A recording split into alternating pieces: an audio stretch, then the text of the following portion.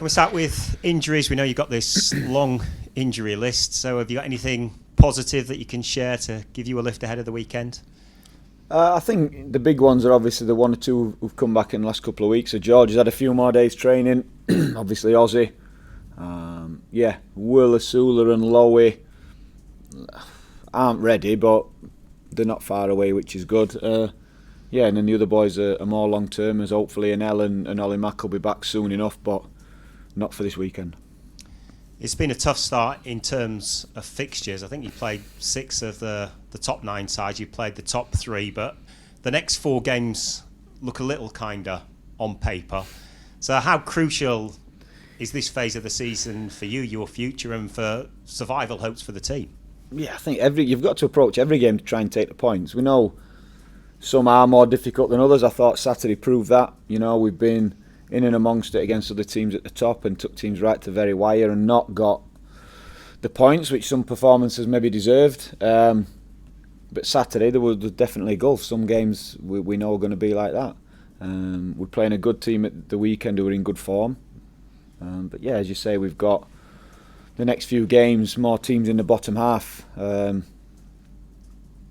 really, I don't think at this level it makes too much difference. Listen, Arsenal away is a top fixture, really tough. We get that, and there's not many harder.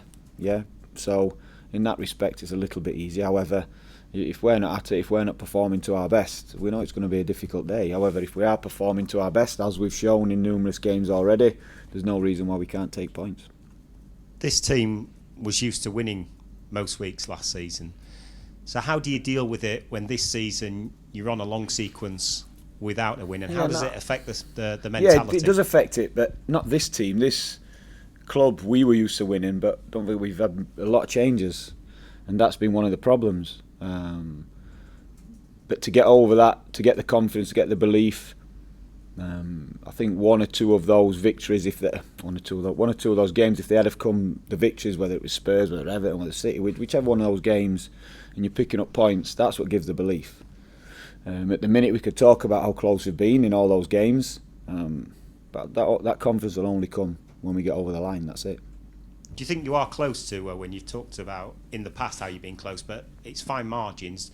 Do you feel as though you can get? Yeah, listen, it's fine margins, and we have to make sure we're in the game. I look back if the Arsenal game, they were better than us. I look back to the United game where I thought we're playing really well first half, but fall behind, and we do really well then to get back in front. And then we were disappointed, obviously, with the nature of how we conceded.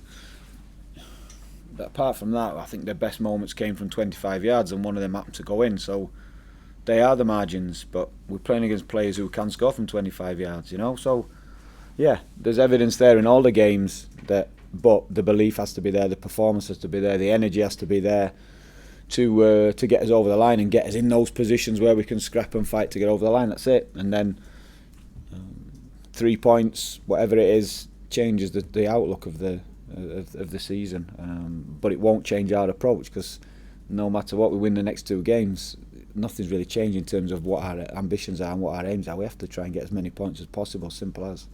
Thank you. Good luck. Cheers, mate. Paul, is Judge Baldock fit enough to start now, if you so wish? Yeah, he's obviously missed a good few weeks, but he's a fit boy anyway. In terms of his injury, his calf, what he did when he was away with Greece, we more than confident with that. He's in a good place with it. So yeah, we're considering him. Yeah. And with what you said around Ollie and Nell, have you got kind of clear timescales on them now? Are they more just weeks as soon as than they're back? months? Yeah. So it shouldn't be long. This game, too early. Next game, possibility. Obviously after that it's the international break and we get an extra 2 weeks. So yeah, we want them back as soon as possible, but we won't risk anything because of the muscle injury. We won't risk anything. One of the ones that we haven't asked for a while for an update on is Reice Davis. How's he getting on? Yeah, just progressing his usual rehab, mixture of gym work to build up his strength, and on the grass he's progressing well. He's not happy where he is, but he's happy with seeing progression now, which is really, really good. But he's not in our thoughts for these games coming up. Are you optimistic that he can play a part this season? Desperate for him to be there. Desperate for him to be back. Listen, we put him in the squad. We named him in the squad early on. So he's. But again, he comes back. He's missed a lot of football. We have to be patient when he is back. But it'd just be nice to get him back amongst the group, because I think everyone could see he was progressing really, really well, and we'd love to pick up where he left off. Certainly there was lots of frustration around the performance and the result at Arsenal last weekend. Clearly they're an excellent team. Was there any other way you could have gone about the game to get a little bit more out of it? Yeah, what, you mean in hindsight looking back? Yeah. Yeah, when we look, so in terms of the game plan in the first half, how we dealt with them without the ball, we're happy. We felt when we got in moments with the ball in the first half, and particularly on the break, we didn't produce the quality that we needed in the final third. Simple as. We will always be critical of ourselves and look at what we could have done better. I think it's easier when you watch the game back to see what Arsenal did very well. You know, big moments, so comfortable leaving their centre-backs 1v1, for example, against our forwards, which allows us to get pressure out there. But that's the level we're dealing with, and we have to compete and look forward to playing against these top players. That's it. So, yeah, that was an issue in the first half. And the nature of the goals, we've said many a time, we need to make sure that we're all performing at a level to give ourselves the best possible chance. We weren't happy with the goals we conceded, so ultimately we never gave ourselves a chance. Because Ollie Norwood was pretty strong after the game in terms of the players and their responsibility in that. Do you need to kind of see that more individually, and people, you know, taking more account themselves for some of these moments? Yeah, we do. But I think in the second half, the goals took the game away from us, and it makes the game really difficult. Then when they're bringing on the substitutes we are, and we're bringing on the substitutes we are, against no disrespect, it's fighting against that emotion when you're 3-0 down and they're bringing on multi-million-pound players. We're giving Ryan his debut. That's just the reality, though. We have to keep competing. The game may have gone. It may have gone. But that's the challenge, the mentality of the situation that, you know, we find ourselves in. We have to go and compete and still keep, in my view, keep striving to be the best you can be and competing against these top players. And because that's the level we've got ourselves to. Because obviously, like, from an individual perspective and a collective perspective, you have shown against some of the top teams, like the Man United game the weekend before, that you can get a little bit. Yeah, but we've still not won, so we've still not done enough. Do you know that's what I'm saying? That we have to scrap and fight for those margins. A pat on the back in a game for us is not good enough. You know, we have to get the point. Simple, and that's what we need to continue fighting for and understand that. Don't shy away from being brave or being the one that may make the mistake. We have to be brave to take the ball. We have to be brave to go and compete to try and win the ball back. And if the other teams are good enough to deal with us, so what? But we want that performance, because we've shown even if it's been in games and we haven't quite managed to do it for 90 minutes, we've shown that when we have done it, we've been good enough. But we've got to produce that for longer and be more consistent at delivering that. You went with Brewster ahead of Cameron Archer. Do you potentially need to try and get both of them on the pitch at the same time to have a bit more impact up top? Yeah, we do, but we've also got to protect them, especially Rian. You know, when Cam's been leading the line now after not having a big pre-season, very, very well, and I've been really pleased with how he's approached what we've asked him to do. But we tried to get as many attacking players on the pitch as we could against Arsenal, but still have that defensive discipline, which we did, but we didn't deliver. We didn't deliver in the final third. We need to deliver this weekend. Anis Slimani got his first start. What have you made of him? What did you make of him last weekend and his progress since joining the club this summer? He's learning a lot. We've been really clear on his role and where he needs to help us and help himself get more minutes on the pitch without the ball. Can't be too loose. But do you know what? He's really showing me that he wants to do it. He's really showing me that he wants to compete. He's really showing me that he wants to learn. And I don't think for 1 minute that he likes not being in the 11. Does that make sense? I can see it. I know it, and I like his personality. And I feel like in these last few weeks he's performed better. Does he need to be knocking on your door a bit more, though? I know he's a young man, but he's still an international footballer. What, in terms of his person? No, I see it in his personality. He has to show me it more and more. So when you're picking a team and you're looking for things, I need evidence. I need evidence. I need to show me on the training pitch. You need to show me when they're on the pitch. If I see things that aren't going to help us, I'm more likely not to play you, and that's the message. So, but I think I'm seeing more and more of the things that make him a more effective player with and without the ball, because I believe he's got the mind for it and the desire to do well, definitely. Is he an example of kind of the step up in terms of playing in the Premier League from where he's been before? 100%, yeah.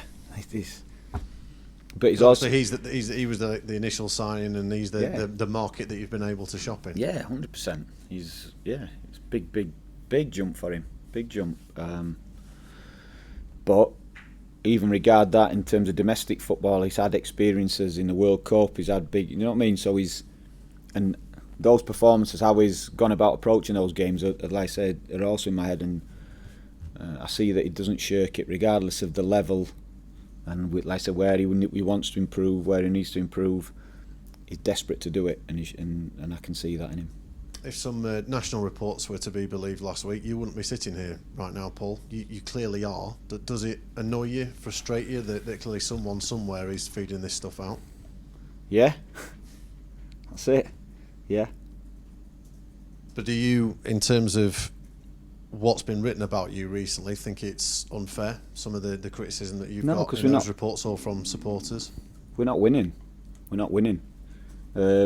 So it sort of comes with the territory, doesn't it? But as we're speaking now, we'll continue to work. As if you watch us work, if you come in and see us, if you watch us, the players, certainly continue to do the job the best we can, and we'll continue to push as well as we can with the resources we've got, and that won't change. Would you welcome some form of statement from the club? We saw it with Nottingham Forest last year, and the impact that it had with them, just to give you the kind of backing to say you are the man for the club for the longer term? No, it doesn't. No, don't need that. You don't feel you need that at all? Have you had those kind of conversations with Stephen Bettis? Yeah, we speak all the time. Myself, Steve, Prince Abdullah, the board, about lots of issues, the club going forward, where we need to improve, where we need investment. What we spoke about, the longer term plan for the club regarding the hotel becoming a Cat 1, new training facility, which are priorities. Yeah, we speak all the time. So results aside, essentially business as usual in terms of those conversations that you've has to be. I don't think I think I've sat here lots of times and tried not to shirk any questions from you guys, whether it's been about selling the club, about transfer embargoes, about selling players, I've tried not to shirk anything, I'm trying not to shirk this, but this is really, I'm probably the last person you need to be speaking to about it. Does that make sense? What I can say is what I'm saying now, that's it. There's nothing to add on it, nothing at all. We go about as work, we enjoy what we do, but it's a results business, so there's always going to be that when you're not winning. How much of a psychological boost would it be then if you got at least a point this weekend, just to kind of end the current losing run? Yeah, definitely. That's what we need. That's what we're striving for. And like I said, we've been close so many times and not got over the line and given everyone that little lift. I'd love it to be 3, not 1. But I also know how good a team Wolves are and how Gary's got them going now, and they've had a consistent way of playing now in these last 5 games with the shape they've played and the performance levels. So yeah, we know what type of team are going to be coming to Bramall Lane this weekend, and we know it's going to be tough. How much credit does Gary deserve for the impact that he's managed to have at Wolves in such a short space of time? Because it wasn't so long ago that Wolves were being considered as one of those teams in that mini league that we talked about last week. Yeah, but a lot of it makes me laugh when teams are down there and you're looking, and I think squad-wise, Gary, I'll admit they've got a real strong squad, real strong, with some real talent. And as I say, I think he's got, certainly in the last 5 games, I'm looking at how they've set up and delivering performances which seem to get the best out of their players, not only 11 but then the squad and the changes that he makes as well. So yeah, they're in a good place. And is it vital, I know you've touched on this before, that essentially you just don't let any game pass you by, because you can look at all these teams as difficult? Yeah, every team's difficult, every game's difficult, the level we're at, but we have to be, the more we're in there, the more we're in those positions to capitalise when a team has an off day. When we get these moments in the game, we have to be clinical, we have to be ruthless, and that's it, and we give ourselves the best chance of winning there. So we'll always strive to be the best in every game and try and get points in every game. We understand how hard it is at this level, but there's an expectation from me that we do it. I've done it with a lot of these players in the past. Some not so much, but I've seen them do it at other clubs. But we have to show that togetherness and that spirit to deliver with this group now. Looking forward to coming up against Tommy Doyle again. Was he somebody that you'd have loved to have been in red and white this weekend? Yes, and it's a good move for Tommy. He's in the Premier League. He can go and try and get established at this level now, which is what he wanted. And we had a good time together last year. Just finally, Billy Sharp's time at LA Galaxy has come to an end. Clearly, I know he'd like to go back there again next year, but is he somebody that you've thought about kind of getting back around the club or training here or doing bits? I know you wanted to sign him on again in the summer. Yeah, I think that ship sailed, hasn't it? Yeah. Okay, thank you, Paul. Cheers, mate. Hi, Paul. How are you personally coping with the kind of scrutiny and pressure that comes with not winning for a while, and how does it change what you do on a day-to-day, week-to-week basis? Coping with it and it's part of it. Yeah, I think when you're in this job, until anyone's done it, I think sometimes results are the easy thing to take care of in the football. You know, I can't deny that results dictate how you feel a lot of the time, but the football's the sort of the business you're always in, what you enjoy doing. So from that respect, I try and focus on that and make sure that part of the job's always at the forefront for me. Sometimes it's not, and there's a lot of distractions. This is a distraction without a doubt. But no, it's not. It's not particularly different. The job wouldn't be particularly different if we were winning games. We would still be approaching things in the same way and expecting the same levels and pushing. However, the questions you guys would be asking me would be different, and the noise around it would be different. That's the change. It doesn't really change the job. We spoke to Ben Oswald today, and he said that there was a players-only meeting. Is that a rare occurrence? Is it a routine thing, and how does it help?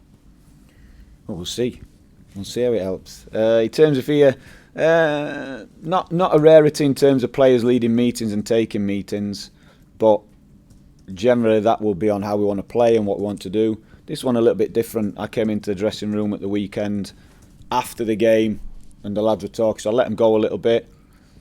But yeah, I thought it was important then that they followed that up and spoke. They've been really clear in what standards they want to raise and how they want to perform, and what they've not been happy with and how they're going to address that. And that's good. There's got to be some element of ownership there, without a doubt. Yeah. So I think it's healthy.